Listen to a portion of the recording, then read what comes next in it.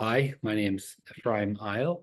I am an independent scholar, currently a law student at Southern Methodist University Dedman School of Law. I published my first book with Brill called Identifying the Stones of Classical Hebrew, a Modern Philological Approach last Thursday, which is the 29th of August, 2024. And the goal of the book, it's a new study on the gemstones and the other sorts of stones that appear in the Hebrew Bible, the identity of many of which is not clear. And my study is an attempt to clarify it. So I invited Dr. James Harrell and Lisbet Thoresen to discuss the book a little bit, discuss their research as it pertains to my book. And I figured we might be able to have a nice dialogue for a half an hour maybe. And we'll see how long we can go for before people start getting bored.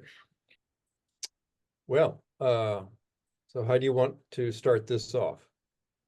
Well, obviously, the topic of my study is not a new topic. People have been interested in the question of the stones of the Bible for a long time, the gemstones of the Bible. There's sort of this charismatic feature, especially on the high priestly breastplate, the Hoshen. So it's not a new subject.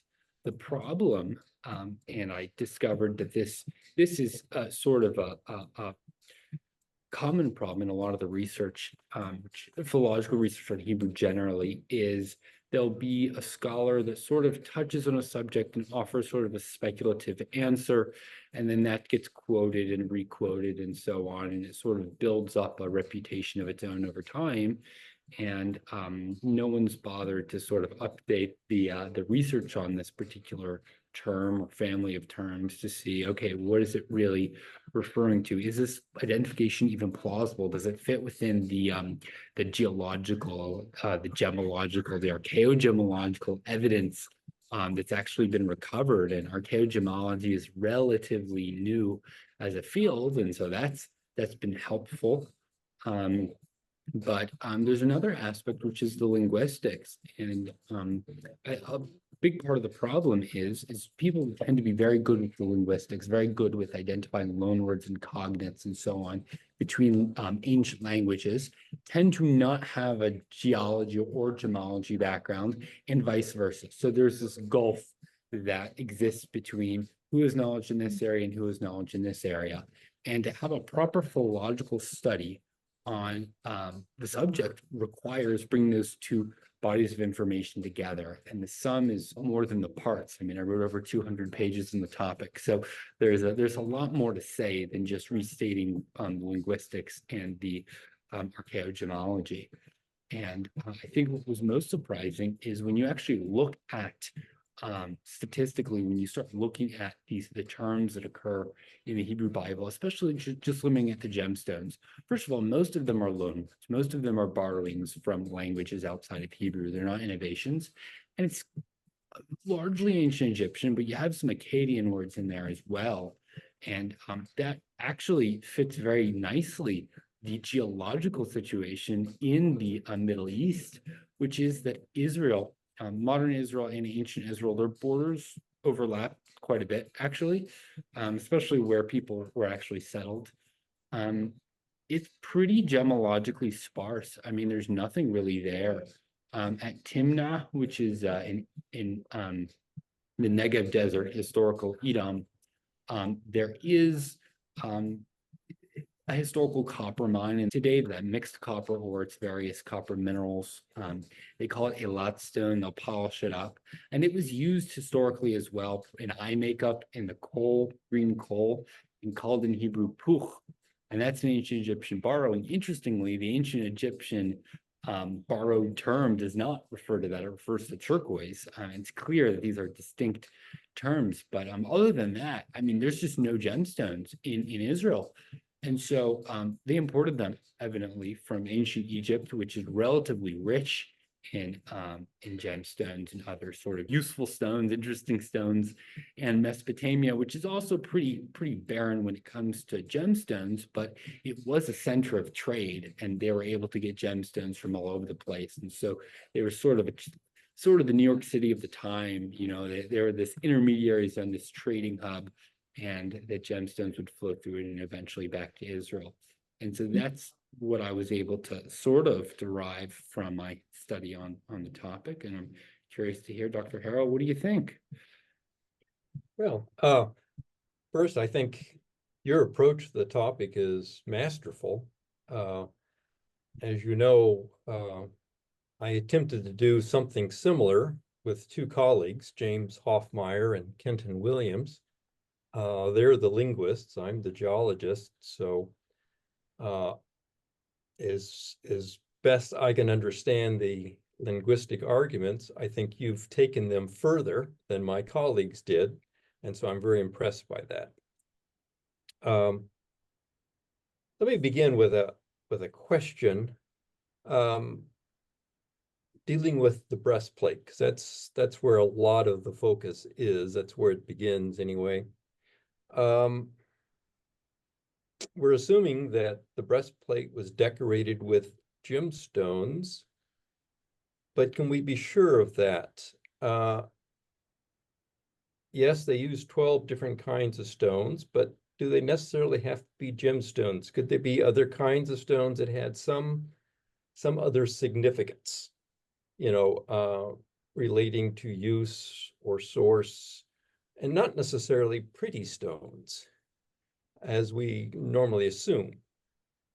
What are your thoughts on that?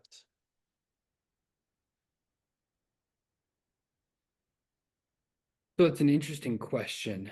It's definitely an interesting question. I'll note two things. Number one, which is in Hebrew, the term for the priestly breastplate is hoshen. Hoshen has a cognate in Arabic, hosen. Hosen means like handsome, beautiful. And hoshen in Hebrew is used exclusively for the breastplate, and it seems to have some meaning like ornamentation. There's an aesthetic quality to this word. Now, your question in particular was, well, are they necessarily gemstones? Couldn't they be some sort of other other stone that had some sort of significance? Well, for 11 of the stones, I can pretty confidently conclude what their identities were as gemstones. Now, one of them is difficult because it doesn't have any clear cognates in any other language, and it doesn't have a secure Hebrew etymology. It looks like it may be a borrowing from another Semitic language, but what that language was is not totally clear. And so it may or may not be a gemstone. Now, as far as the question of whether it could have been What are something, you thinking it is? What do you um, think it may be? I'm thinking it may be a garnet or amethyst. Well, And those are both gemstones. that's right. But that's a very tentative, it's a very tentative speculation. I wouldn't, it's certainly not conclusory by any means. Part of again, the problem is it lacks cognates and it lacks an etymology in Hebrew that's definite. It looks like it might come from this root he lamed mem, which means like to strike, like a hammer strikes, and it may refer to so a lot of Semitic words and Greek words for garnets come from this idea of like burning, sparking, glowing, because the appearance of like a hot coal looks quite a bit like these red garnets when sunlight hits them. And so there's this conceptual connection between the two. And you might say, okay, case closed, it's a garnet. Well, not so fast. First of all, it seems that the line between garnet and amethyst, although there is a distinction and experts would have known the distinction, there is some confusion in a Semitic text, specifically in Mesopotamia. You do see like when Sumerian and Akkadian words will gloss each other, there's sometimes confusion between amethyst and garnet. And that indicates to me, number one, the possibility that the garnets they're referring to are not necessarily red garnets. They may be more of a purple colored garnet, which is interesting, an interesting possibility. And the second element to bear in mind is that in Egypt, at least, and Dr. Harrell can speak about this a little more. I have no expertise in this, but garnets and amethysts may have come from the same mine in the Middle Kingdom. I do believe that. I may be the only one who believes that, except for you. In fact, that's a conclusion I've only recently come to, and I think some field work needs to be done to prove it. But I think that the Wadi El Hudi mines, which are known as a major source of amethyst, I believe are also a source of garnet, because enough geological studies have been done in the area that we know that the rocks in which the amethysts occur are just loaded with big garnet crystals. So why wouldn't it be a source? Yeah. So I wonder what color the garnets were.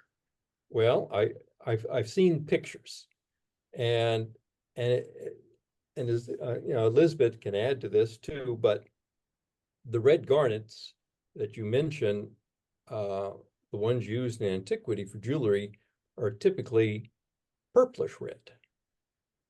So I would think there would be confusion between garnet and amethyst at times.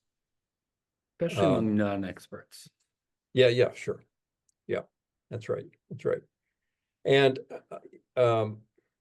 so which of the stones in the breastplate are you now saying maybe garnet or amethyst? Yahalom. Oh, okay, Yahalom. Okay. Yahalom, that's the only one of the stones that I'm not confident about its identification. Right. And again, the problem is an etymological one. It's just really hard to say for sure what the etymology of it is because it lacks cognates. But if it comes from Correct. Semitic, it may have this conceptual relationship. If it comes from this root, meaning to strike, and so imagine like the concept of a spark, right? A spark that comes from striking a metal hammer produces a spark, and that color is similar to that of garnets. And can possibly conceptually of amethyst. And you may think it's a stretch, but we do have parallels in Greek. So I'm not pulling from nowhere when I make this claim. And I've discussed this a little in my book, but unfortunately, until we discover, I hope we discover a tablet or a piece of vellum or something in a cave, and that I can confirm this hypothesis. But until then, it's going to be a challenge to know for sure. Well, so I would point out, as you know, my colleagues thought that Yahalom was a form of quartz. Not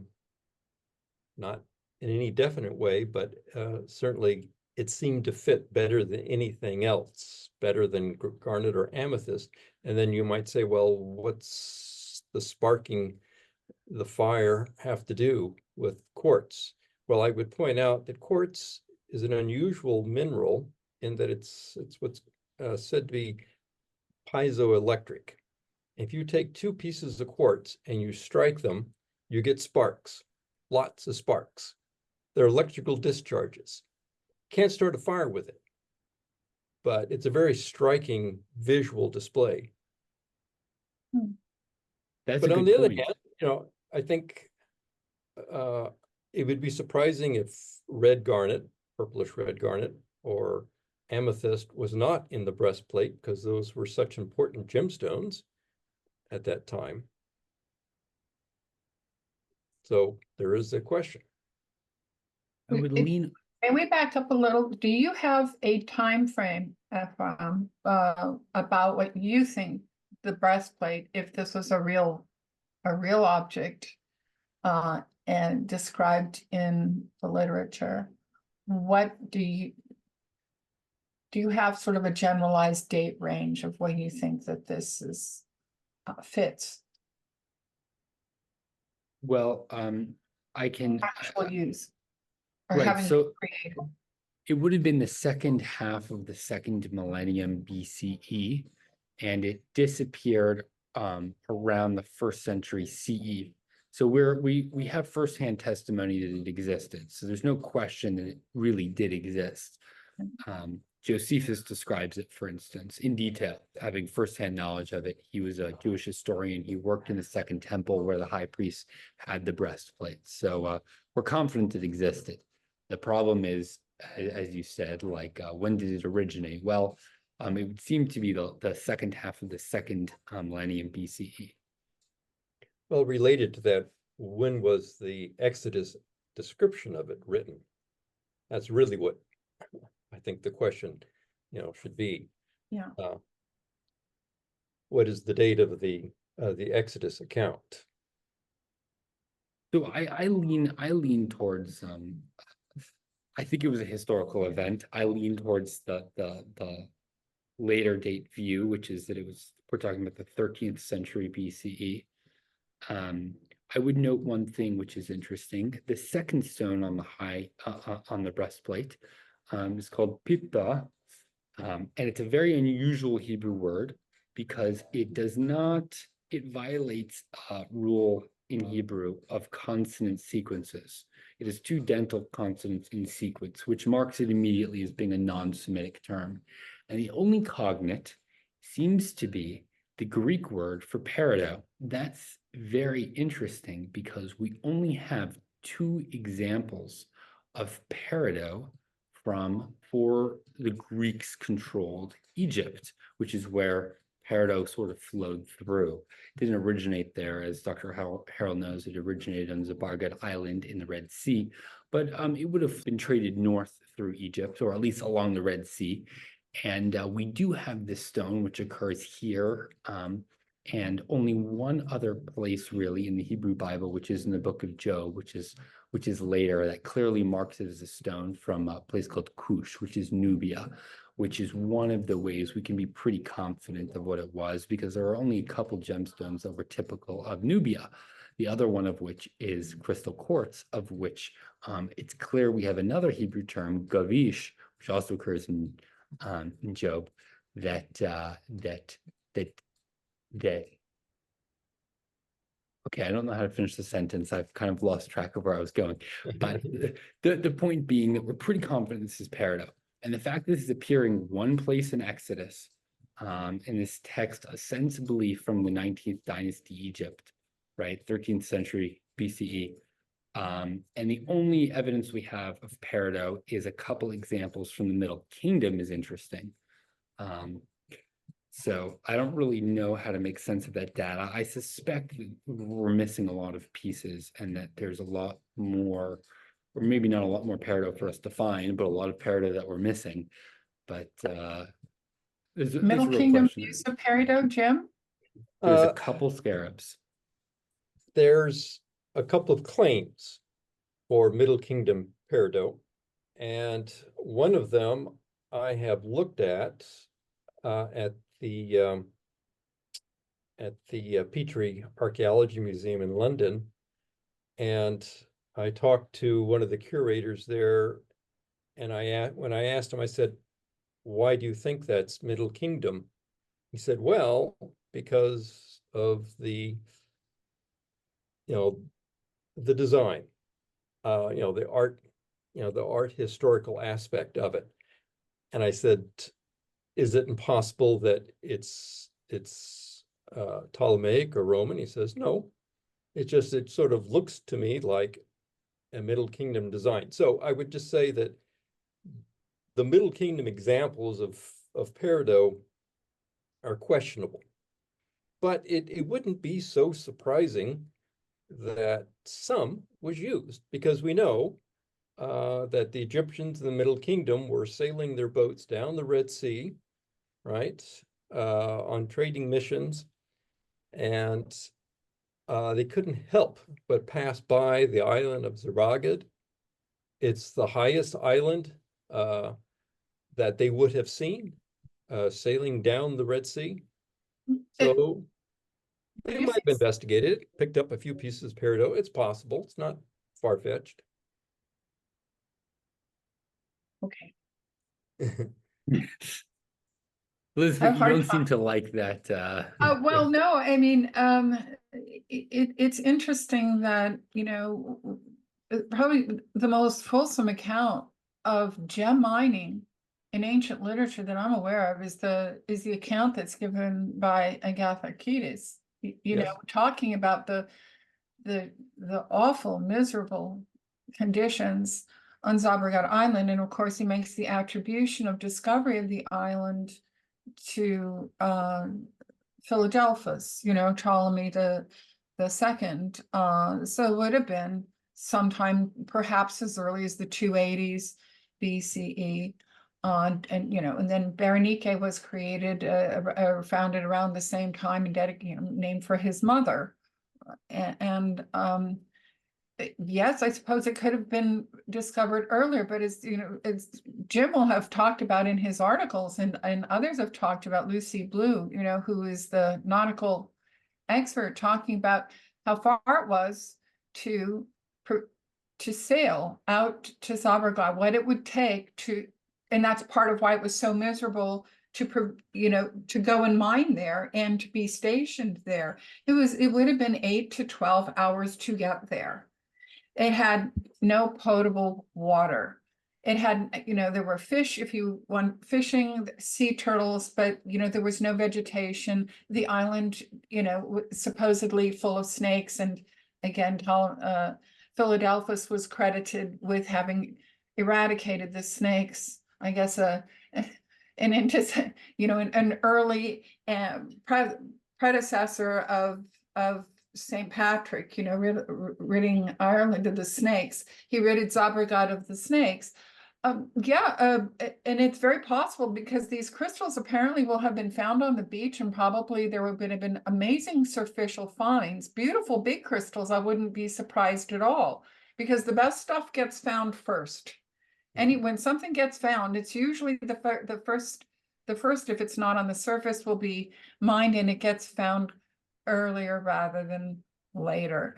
And you know, I wonder about some other source of peridot than Zabergad Island, that is, because it's such a difficult place to reach. There was a reason, I think, why it might have been Philadelphus who was the first to actually go there and create a mining site there. It's because, you know, he had a military, and there was so much piracy up and down the Red Sea coast. I mean, they didn't even venture very far down the Red Sea coast. The Egyptians and the Greeks didn't go very far or around the Horn for a very long time. We know that Philadelphus did, but we knew that it was really fraught with pirates. And so I just wonder if there wasn't a lot of concern and caution about getting too far out away from the coast, too far. We're not dealing with too far south in the case of Zabergad Island, because it's, you know, it's basically straight up off the coast. But you know, if you look at that, there's another island that has peridot that's only a couple of kilometers off of the Red Sea coast, which is called Ayil Island. And it also was full of probably peridot crystals. And Pliny talked about this island. There's peridot in Saudi Arabia that went right along what would have been the so-called incense road. Before that, it would have been caravan roads, you know, pilgrimage caravansary would have gone up through there. Just because they traveled there doesn't mean they discovered anything. You know, if there's plenty of examples of there's a proximity of people traveling and they somehow did not trip over a gemstone. I mean, we even have the ancient marble mines in Macedonia at Prilep, and there's red ruby in the mines. Never found it. I mean, if they did find it, we don't have an example, not one example that I'm aware of, to say that any ruby can have been found from that source. And yet they were actively mining marble. It's conceivable they would have stumbled upon some garnet crystals, or rather the ruby crystals out of it. There, I was just going to look up, I believe it was Jim, it was either you or it was Albert who brought to my attention these beads, these I'm trying to think of these, what are they, 1500 BC or thereabouts, these beads that were found in archaeological context carved from peridot. And I Right, don't yeah. know Oh, that they much older. Yeah. Yeah, it's very old. And but I mean, it fits better with your time frame, Ephraim, you know, to say, okay, so we have an example of a use. I don't know of any other early uses proven or even putative uses of peridot at such an early date. But so I find that a really kind of compelling thing to look at is then where did those peridot come from? I think that Gilg, and I may be misremembering, thinks that they probably came from Zabragad, but I wonder if there wasn't another source, and they account for the small crystals that these beads will have been come from, not the larger crystals that the later glyptic was carved from. Anyway, I have a healthy skepticism. I won't say what will reject it, but I have a certain skepticism about it. Yeah, you know, basalt is a very common rock in the Holy Land. And olivine is a common mineral in basalt.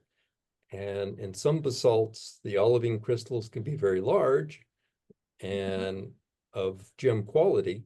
So it wouldn't surprise me that, peridot crystals could have been gotten from basalt, at any time, very close to Israel even. So, that's certainly a possibility. I don't think we have to look to Zabargat Island as necessarily an early source, because it wouldn't have been the only source of all of it. Right. Yeah. Yeah. Look, and I would just point out one other thing in regard to sailing by Zabargat. You can actually see the island from the Egyptian mainland at the tip of the Ras Banas Peninsula. So if you're sailing around that peninsula, you see the island. And so, and you're right, the ancient mariners wanted to stay within sight of land, but they would have been in sight of the island. So it's not too far-fetched to think they would have, sometimes gone over there, checked it out, and they couldn't help but stumble across peridot crystals on the beach. I agree. If they got there, they would have stumbled on them. Yes, Yeah. they would have. Yeah. Yeah. I think it's the difficulty seems to be like Lisbet, you mentioned piracy in the Red Sea. So historically, we know primarily of gem mining from official state-sponsored expeditions and sort of these industrial projects. What about the possibility that in the case of peridot, it was not state-sponsored at all. It was not an official industry at all. It was a clandestine industry. It was piracy. Pirates, when they would come by Zabargad, get a few crystals, leave, and trade it with other people. So you would have a very inconsistent source, but a source nevertheless that would and that didn't necessarily come consistently either. So the possibility that we have from the late Middle Kingdom, a few scarabs carved from peridot, and then a memory of that preserved in Job and the mention in Exodus until the Hellenistic period. That seems to me the most plausible, but of course it's hard to know for sure at the moment, given the limitations of our data. It's possible, and my only question about your translation is that peridot would not have been a common gemstone in late second millennium BC Israel. It was around, but and that kind of gets back to the question of which stones would be picked for the breastplate. Were they well-known gemstones, or were they other kinds of stones that had some sort of significance, as of, related to their appearance and source, but yeah, peridot is a possible translation. But... And also consider the size of the crystals. You know, finding small garnets, small peridot, small anything is a lot less challenging than finding a nice, big, beautiful crystal of anything, except for these places where we know there was mining going on, such as the amethyst at Wadi El Hudi and you know, other of these mines. Jim, I know there was the scarab that was found at Berenike, which was thought to be Ptolemaic and was thought to be peridot. And I wondered if it wasn't fluorite and not peridot. Was that ever confirmed? Do you know? It was confirmed, right? Oh, it is peridot. Yeah. And there's another example as well that was recovered that also seems to be peridot from the same location. And there does seem to be a Middle Kingdom presence that Bernike was built on. So that it wasn't big. We don't have much evidence of it. We have fragments of it, which is, I mean, welcome to archaeology. Like we have fragments of all this stuff. And so we're trying to piece it together. But there does seem to be a few different, like if it was one scarab, I would have said, okay, maybe a Hellenistic reproduction. A second scarab with a Middle Kingdom settlement over which Bernike was built, and then the mention in Job, which is almost certainly referring to peridot because of its cognate in Greek and the association with Kush, with Nubia. And Nubia was only producing a couple specifically, like that's a Nubian gemstone. And the other one, again, these quartz crystals, rock crystal, we have a Nubian word in Hebrew there as well.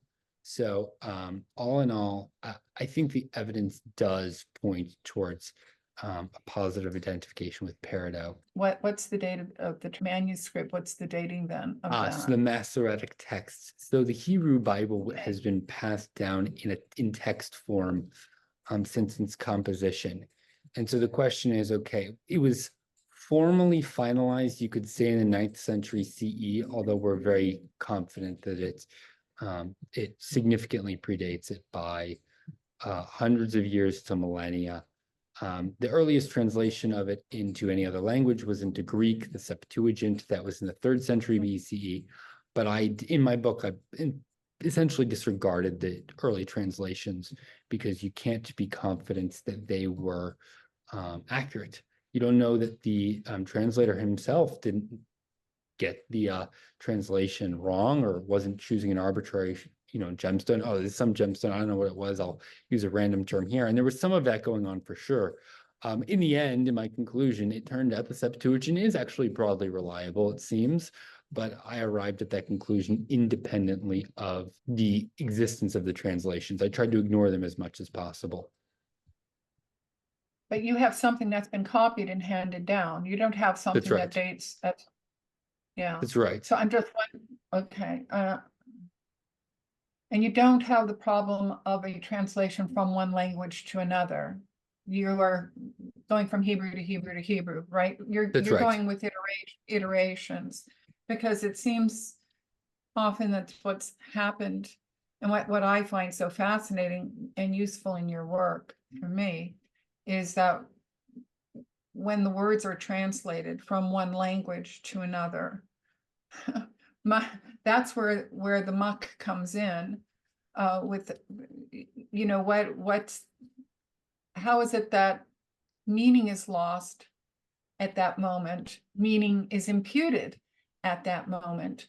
And always it seems, or often at least, it seems, especially with gem minerals, that unwittingly a translator will impute his own contemporary knowledge of materials to a material that was not part of an earlier repertoire known materials. So, I mean, if you look at, even if you compare Pliny the Elder, say, with Theophrastus, there's almost 400 years difference between these manuscripts. A whole lot of gems entered the gemstone repertoire in Greek and Roman gem cut. And, we're talking about within a, more or less a continuum of lapidary glyptic arts and a tradition that was handed down. But then there was the need to create new words for gems that really hadn't existed before, or a tendency to read into a text, I think.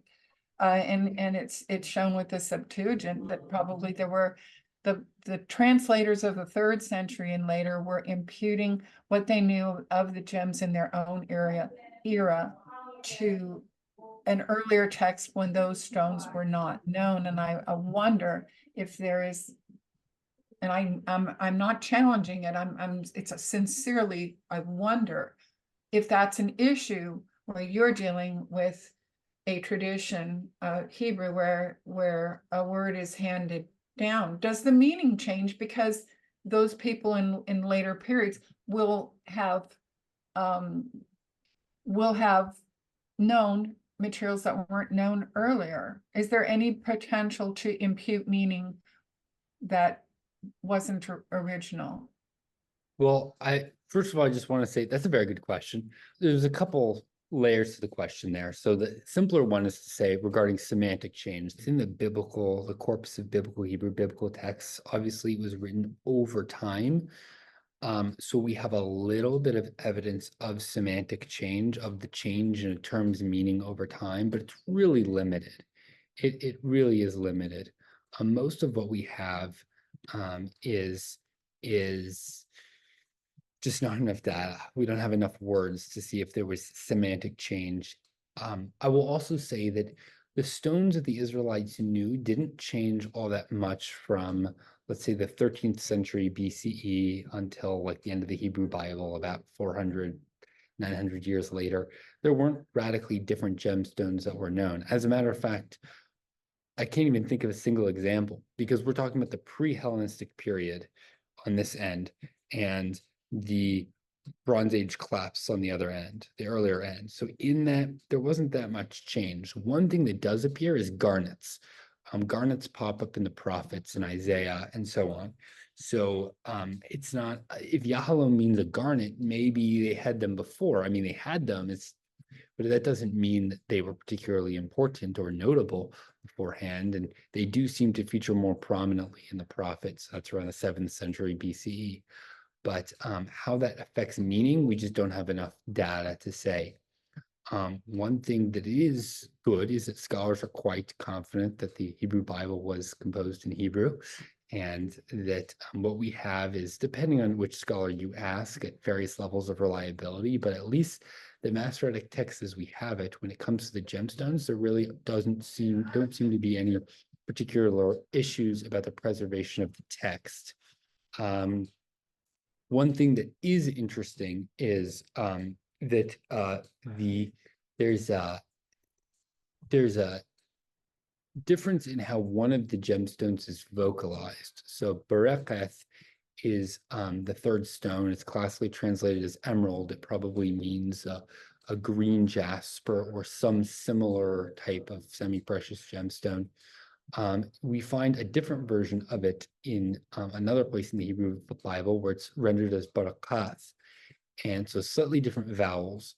But the what's going on there linguistically is more of a question, and I'm not. There may be some natural. It may be a product of an internal Hebrew development within the language itself, because how Hebrew was pronounced did change over that nearly 1,000 years. We're very certain of that.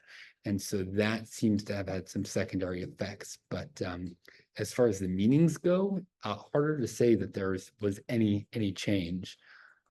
Just to follow up on Lisbeth's question. So we know the Masoretic Hebrew text dates at least to the 9th century CE.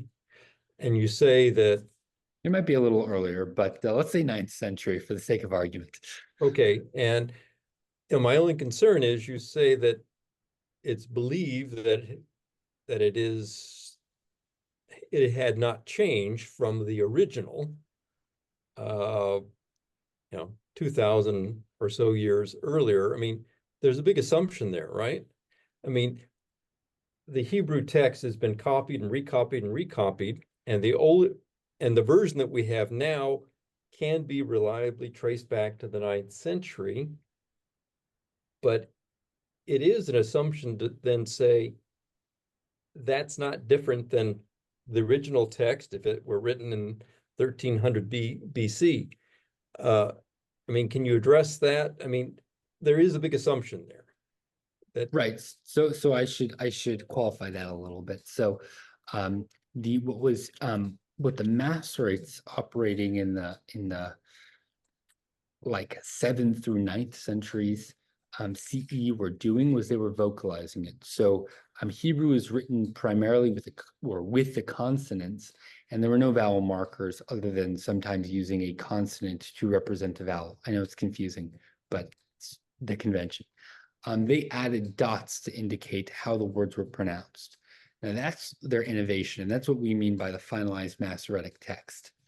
But the consonants predated significantly, and that itself does not seem to have been subject to much revision, at least in the Pentateuch, that we can conceivably find. We do find text variants, don't get me wrong, but the variants are minor, like minor. And usually there's a question of like textual corruption less than textual editing, intentional editing.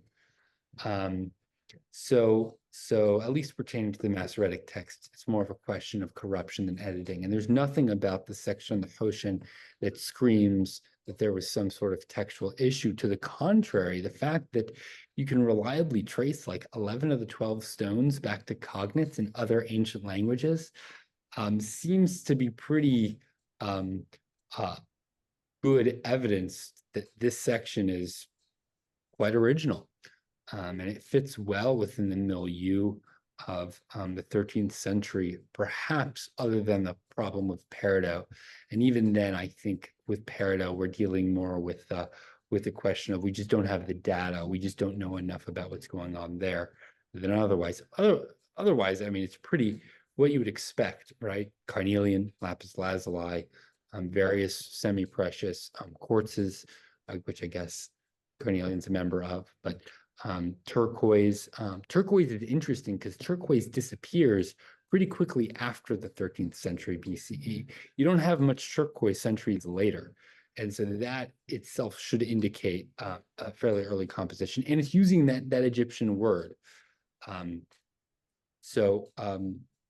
Another factor that's interesting is red jasper appears. The word for red jasper, that later word for red jasper only pops up in the 15th century BCE and forward. So the fact that Hebrew is borrowing this word gives us at least this earlier terminus, although that's not so useful for our purposes. It does situate it within a certain historical context, which is very helpful. Yeah, okay. Well, that's reasonable. About a year and a half ago, I finished a paper for a catalog which still has not yet been published, and then I was very much taken with your observations, Ephraim, and comments you had about loanwords, and one in particular, the word that has been construed later as our modern emerald, and that this word is basically simply meant green stone, and therefore it could encompass many green colored stones. And they're really the mystery of it all about trying to isolate it to one stone was really a misunderstanding about how the words really were ever was meant. Everyone, amateurs or even mineralogists, gemologists, are forever in mineralogy looking for a one-to-one equivalent to as you are aware, as you're very aware. And so the thing is, one operates on this fallacious assumption that there's a one-to-one equivalent to be had, when in fact the original word never was that specific. It wasn't specific to one mineral. Even if we could isolate that mineral, it wasn't one mineral, gem mineral in particular. But so this led me to a lot of studies done by people who are translating gem minerals in text, and we get into color really quickly, because color is the most salient property or attribute that by which we recognize or may recognize a gem in an ancient text. And Warburton is one author.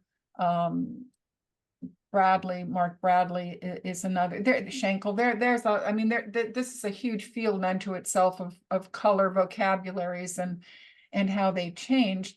But what was so important for some of these words that for color is that they were actually based on minerals, like a dark blue stone that came, the word was a loan word from, and you will probably supply the right language, I don't recall, Ephraim, meant a dark blue opaque colored stone. And there was a different word if it was a light blue colored stone, or what we would understand to mean a light blue colored stone. So it would be like, instead of saying, there weren't concrete color words, they were referential terms, lapis lazuli like, as a, and so from that you get some kind of insight into what the minerals they knew were, because they had something in mind when they were trying to use color words to describe minerals.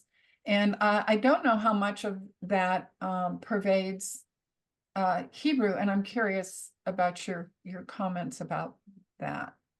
I believe the language you're describing is Akkadian, and Akkadian is a Semitic language that was spoken in Mesopotamia, and they had a limited number of vocabulary words for color, but they're attempting to describe these wide variety of colors.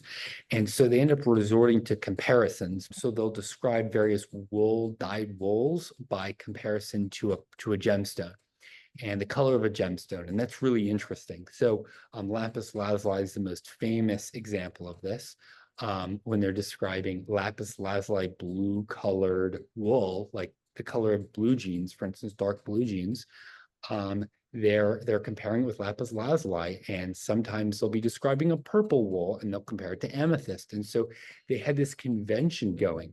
Now, interestingly, Hebrew doesn't do this at all. Hebrew just innovates color words. And so even though they're related languages, they had a different scheme for generating words for color, which, I think I like Hebrew's. It's a little bit more of a modern system, but there's something to be said about the charm of Akkadian in that instance. Another difference may be cultural and I was thinking about this, the way that the Mesopotamians related to gemstones. Remember, Mesopotamia is this big hub of trade. And so they have these gemstones coming through, they have the wools coming through, they're trying to market, the wools. So comparing this dyed wool with a gemstone, I mean, that's great marketing right there. We have that today. We use gemstones all the time in marketing in 21st century Western culture. So that there's definitely that cultural mechanism going on there. Contrast ancient Israel, where gemstones are more of a rarity. They're a little more exceptional. Materially, the culture was less visual. Even the Hebrew Bible doesn't give us as much detail on gemstones and on jewelry and so on and so forth as we get from other cultures in the region. And there's definitely a cultural difference there, no question about that. So I wonder if that's the source of the reasons that we see in Mesopotamia the use of of gemstones to designate colors, versus in Israel they're not doing that. So they're just innovating color words in the same way we do now in English. Actually, in English we do something more. We just will appropriate an object as a word for color. So think about orange, for instance. So the fruit came before the color, but we started saying this is orange colored. I have an orange colored ball, and eventually people abstracted orange from the object into this color, and now we just talk about the color orange. But it's an objective reference that everyone can relate to. It's not something that we have to, it's not an abstract term. It's something, as you say, it's a comparative reference, and that's well, it is now abstracted. Well, now it is, yes, it's its own word. It wasn't at one point, but now it is abstracted. Sure. Interesting that I think in the Egyptian literary canon, and Jim, you may correct me, that here you have all this use of amethyst, that and this mine, and yet there is no word for amethyst as a color, not amethyst like, I believe. Or anything that's really referencing this gemstone the way other gemstones are used as color references. where, you know, the abstract color words comes later. So it's interesting you're talking, Ephraim, about abstract color words in Hebrew, because it really seems to be a forerunner by quite a lot, if that's the argument to be made, an argument to be made. Well, Hebrew has something nice that Akkadian doesn't have, and I don't think Egyptian had either. So in Hebrew, to form a noun, you take a root and you take what's called an abstract stem and you put them together. So it's triconsonantal root. So Hebrew actually has a stem for color words. It has a stem for color words. So you can take an abstract root that refers to an object, so an orange, for instance, and just plug it in, and now you know it's a color. And so because it has this system, it's able to generate original color words. And when modern Hebrew was created in the 19th century, that proved really convenient for inventing hundreds of new color words to describe any shade you can It's imagine. like a modular language, if you will. Exactly. There's this degree of modularity to it. Uh, Now, unfortunately, it only works on these two levels. You have your root and then you have your stem. Whereas in agglutinative languages, you can just string as many concepts together as you want. And in science, in scientific literature, you do that, like archaeogemology, archaeology plus gem plus ology, three elements strung together, bam. So Hebrew, you can't do that, which provides limitations. I mean, in modern Hebrew, they do that, but it kind of looks out of place. But that's how it's able to do it, is because it had this stem innovation. So you mentioned at the very beginning of our talk about the garnet and about the business of spark-like. So, you know, Yeah. how, and I go back to the identifications of gems as being primarily color, not exclusively. You know, always looking for other characteristics or properties that would be some giveaway to the identity of a stone, which seems to be more elusive in some of these very, very old languages. But it sounds like Hebrew accommodates some other physical characteristics. If you say that it sparks, you're talking about another visual property, not color property, but a different property. Is there any kind of, and maybe it's not a fair question, but is there any kind of sort of canonical structuring to such properties as they might have related to gems, about sparks or about transparency or hardness that finds its way into the naming of the gem word? So it's hard because Hebrew borrowed most of its terms for gemstones from other languages, so we can't tell. But of those that remain, I'll go through them because there's only a handful. Sure. The first one is them, which is the first stone on the breastplate, and it's carnelian, and it comes from the three-letter root meaning to be red.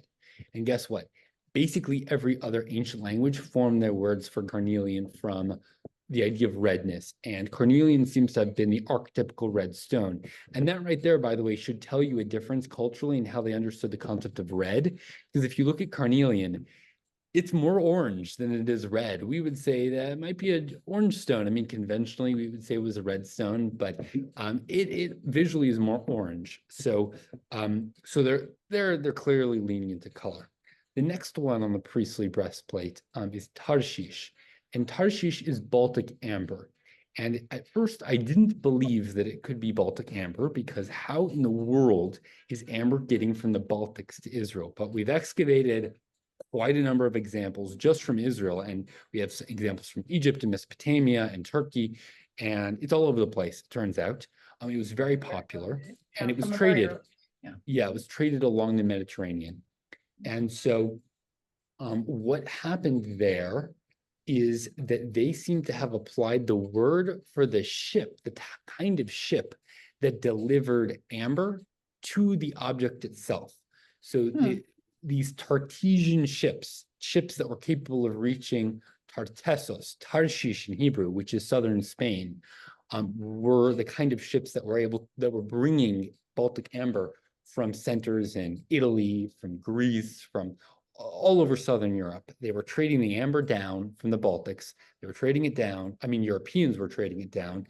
And then Phoenicians, or their predecessors in the Mediterranean, were trading it to Israel. And they in these ships called Tartessian ships. And so they called the material Baltic amber, they called it Tartessian. They called it Tarshish.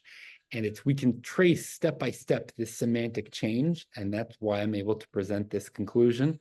But it's a pretty crazy route. But gemstones sometimes take crazy routes. You get these fun etymologies, and this is what happens sometimes in linguistics. It's not always as obvious as, okay, carnelian is red, so let's call it the red stone.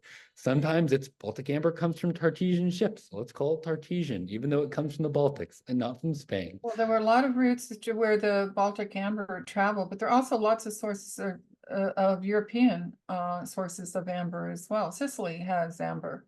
Had amber. We're confident it was Yeah. Baltic. It's been tested. There's a Okay. lot of literature. We're confident it was Baltic amber. Interesting. Other than that, you have garnet, which is ekta, which comes from this idea of it means to kindle. This 3-letter root means like kindle. And so you're thinking kindling, the sparks that you're sending out in order to kindle something, and that glowing color is similar to the glowing appearance of garnet when sunlight hits it or when light hits it. And remember that most of the gemstones they had were not transparent.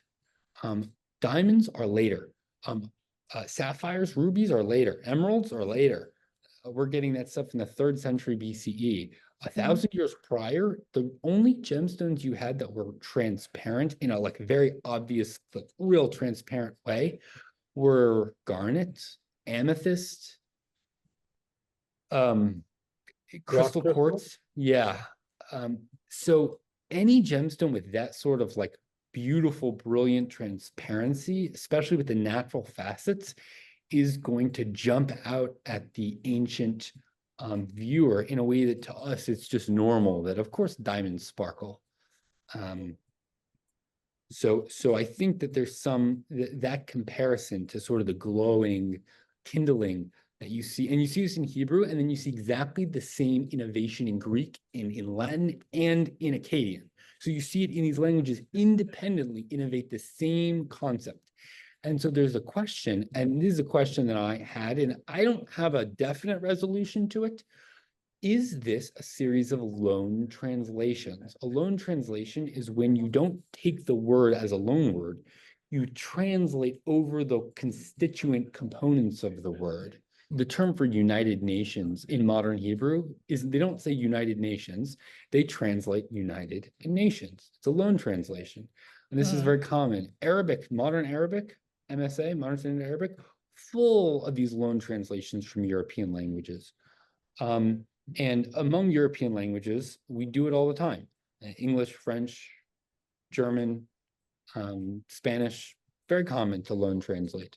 So especially scientific terminology, just happens a lot. So is that what's going on here? Is that why all these languages have their word for garnet, have this idea of like this glowing, kindling stuff? Or is it that they independently saw garnets and are like, you know what that's similar to? Glowing coals.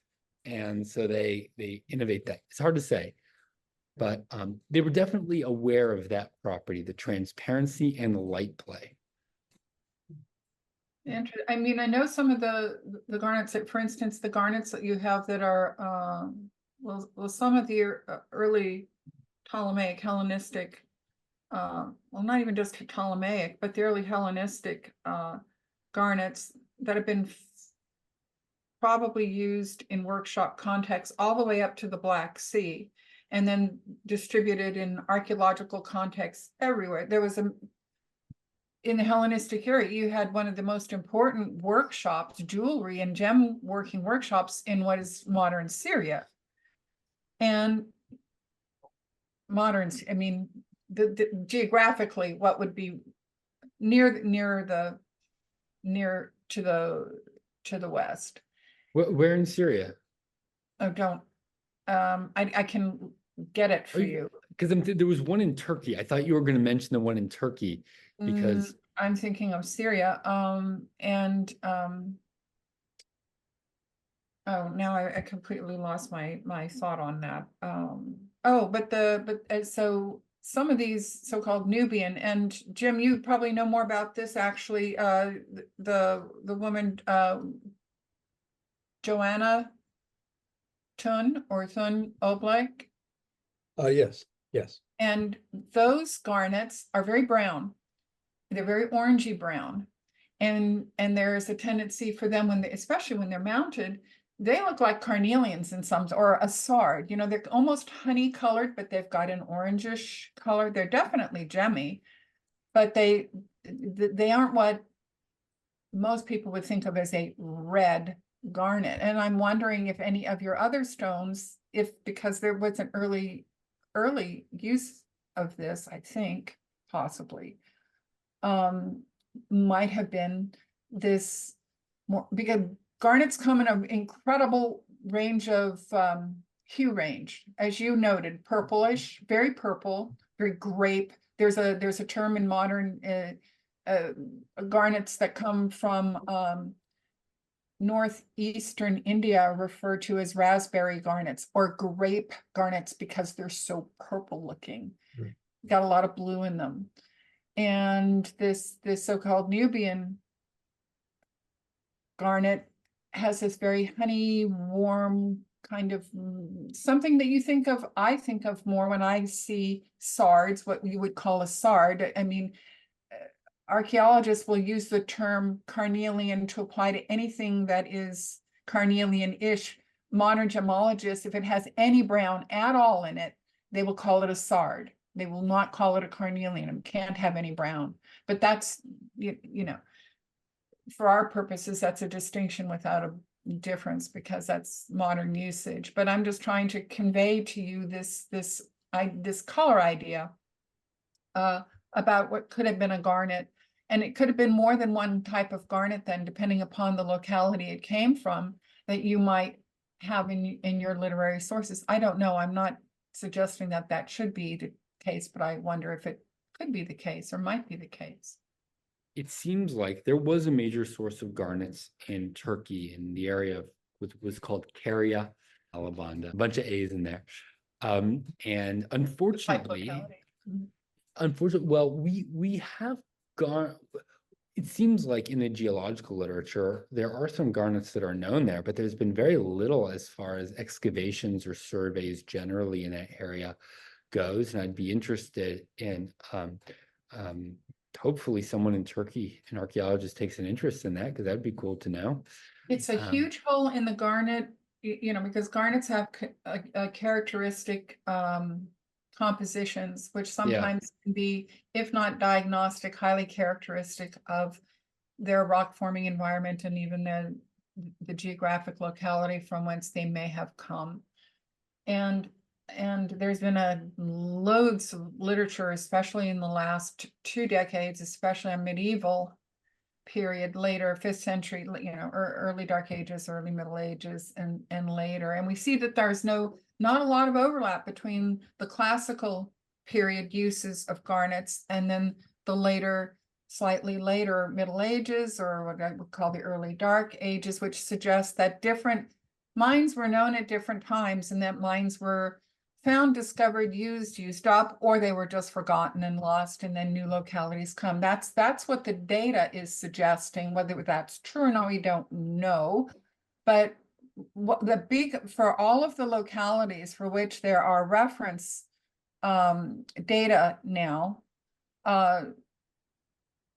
basically Anatolia is a big black hole because we just don't have reference specimens. And I agree with you. It makes all the sense in the world that there should be some of the garnets probably will have come from somewhere in Turkey and possibly in this Alabanda area. That is, by the way, the type locality for almandine garnet. And detail that a linguistic piece of data that's Okay. key here is that the word in Hebrew that appears in the prophets, the primary word for garnet is kavkod.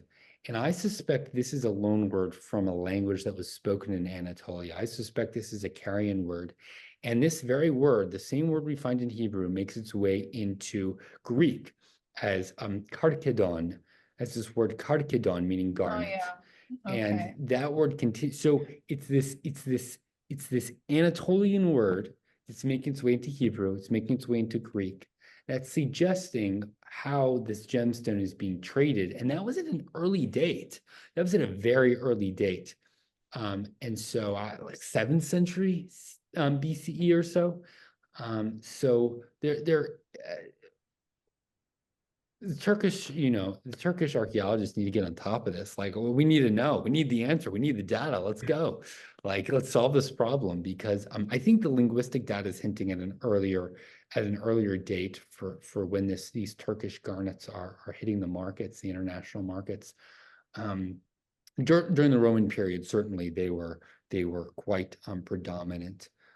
We don't know but we don't know if the garnets actually originated from Anatolia. We don't know. Well, do literary sources not make that clear? I was under the impression No, well, the Pliny- problem with the literary sources, they talk about nodes of trade as though Right. they are the origins, and sometimes they're just the nodes of trade, and then sometimes and this is true for modern gem dealers, they lie about where things come from because they're trying to protect their original source. Right. And so they purposely mislead, and there's loads of examples of that from actually ancient texts where the Romans go all the way to Badi Gaza to go, and they've gone all this way from Egypt to a trading port and have a crew up there, and then the guy says, oh, but this stone comes from very far inland. And it turns out it actually just came up the river. If they had gone up the river a few miles, they would have actually found where this actually came from. But the guy, the Romans' point of or the Egyptian, the seafarer's point of contact was a trader that was going to protect everything as source behind him. But it's also true that a lot of these traders, especially along the Indian seaboard, actually didn't know where things came from. They were just as mystified as anyone else about what the true origin of some of the stones that came to them. So they were probably told a story as well. So, but we know at least that some of the Roman era purple garnets that were also found at Erikamadu actually came from Telangana state in eastern India. And and the inclusions, which can be so very helpful, again, not necessarily diagnostic, except in the case of Hessonite garnet from Sri Lanka, the grossular, brown grossular, that has a very characteristic inclusion assemblage. But the almandines that we see in Greek and Roman glyptic, a lot of these share the same inclusion assemblages that we've seen from the crystals that come from Telangana state. From this mine at Garapet, the name is Garapet of the mine. So well, you suggest something very interesting, which is I don't know to what extent the garnets that have been recovered from the Middle East that predate the Greco-Roman period have been examined for their individual properties that would suggest where they originated, because of all stones, garnets would seem to be a stone that you could really try and be able to trace it back to where they there's originated. loads of published data, so at least there's lots of data for comparison, but it is difficult because if it turns out that you're comparing what are known sources today, or and you are, then what you're finding is that at least with the classical era garnets is we can't match it closely with any specific gem producing locality known today. But what is interesting is in the way that they cluster together with each other, suggesting they came from the same locality, and they cluster away from the later medieval use garnets, suggesting that those garnets came from yet other mines. And both of those different cultural groupings separate away from not only each other, but from the modern, or what are known in modern times. And it's what's so wonderful about Egypt is that you actually know, probably more than any other place in the world, what was an ancient source, what was truly verifiably an ancient gem deposit. Well, in general, these geochemical studies of provenance are hindered by a lack of information. For example, Israel, Mount Carmel, is a source of garnet. Mhm. I've seen photographs of large garnet crystals. Now, and I've talked to an Israeli geologist who has mapped in that area, and he says, yes, in general, the quality of the garnets is poor.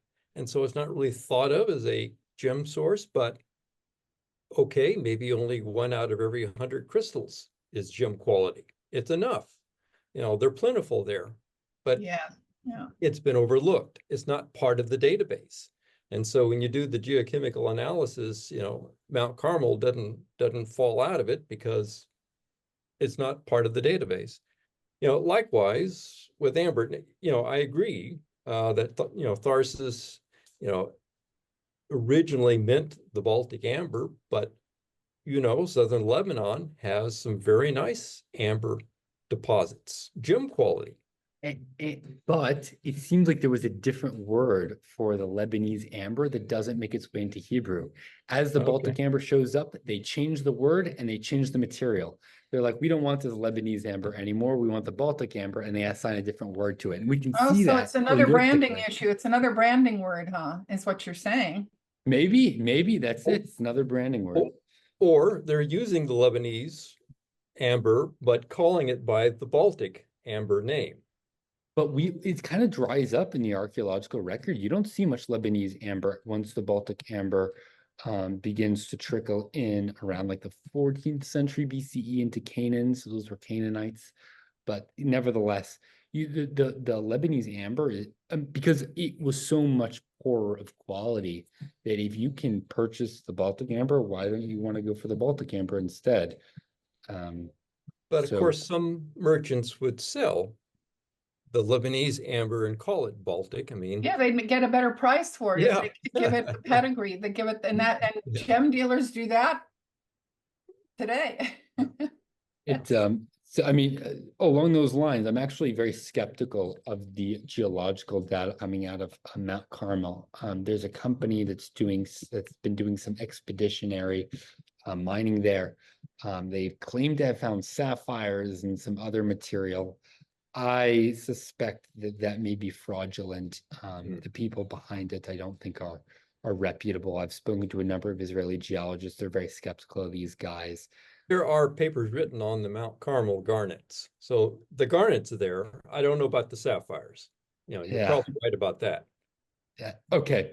Thank you Right. both very much. This has been interesting. If you've made it this far in the video, then you should probably check out my book. You can download it for free at the link in the description below. Thank you very much. Take care, guys. Bye-bye. All right, talk to you again soon.